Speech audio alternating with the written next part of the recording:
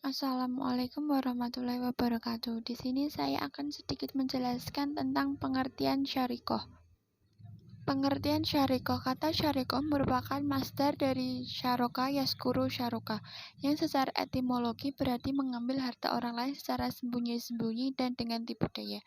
Syarikoh secara terminologi berarti mengambil harta orang lain dengan cara aniaya atau keraguan.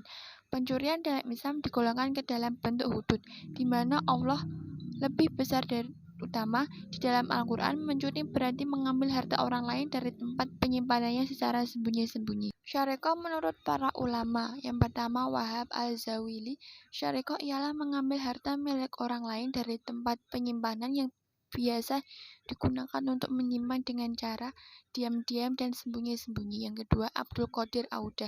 Ada dua macam syarikoh, yaitu syarikoh yang diancam dengan had dan syarikoh yang diancam ta'zir. Syarikoh yang diancam dengan had dibedakan menjadi dua, yaitu pencurian kecil dan pencurian besar. Yang ketiga, Muhammad Al-Khatib Al-Syarbini. Syarikoh ialah mengambil harta orang lain secara sembunyi-sembunyi dan zalim, diambil dari tempat penyimpanannya yang biasa digunakan untuk menyimpan dengan syarat.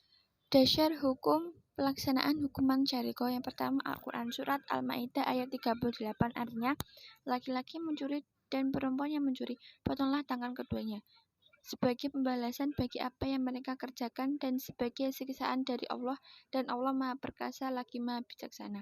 Yang kedua, hadis telah menceritakan kepada kami Ismail bin Abi Uwais dari Ibnu Wahab, dari Yunus, dari Ibnu Syihab, dari Urwah bin Zubair dan Amrah dari Aisyah, dari Nabi Shallallahu Alaihi Wasallam bersabda, tangan pencuri dipotong jika curian senilai seperempuan dinar.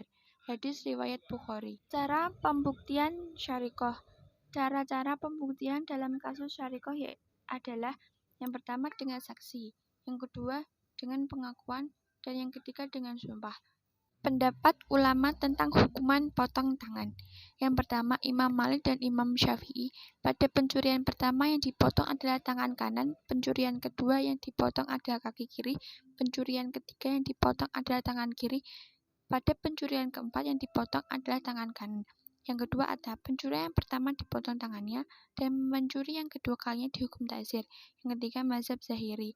Pencurian pertama dipotong tangan kanannya, dan pada pencurian kedua dipotong tangan kirinya. Yang terakhir, pada pencurian ketiga dikenai hukuman ta'zir. Yang keempat, Imam Abu Hanifah. Pencurian pertama mencuri dipotong tangan kanannya, pada pencurian kedua dipotong kaki kirinya, dan yang terakhir pencurian ketiga dipenjara sampai tobat. Penerapan hukuman syarikoh di berbagai negara. Yang pertama, di Brunei Darussalam. Pelaksanaan hukuman syarikoh disesuaikan dengan ketentuan hukum yang ada di Al-Quran Surat Al-Ma'idah ayat 38. Yang kedua, di Indonesia atau di Aceh. Memberlakukan hukuman yang sesuai dengan syariat Islam, yang mana hukumannya yaitu dipotong tangan. Mungkin cukup itu yang bisa saya sampaikan, kurang lebihnya mohon maaf. Wabillahi taufiq wal hidayah. Wassalamualaikum warahmatullahi wabarakatuh.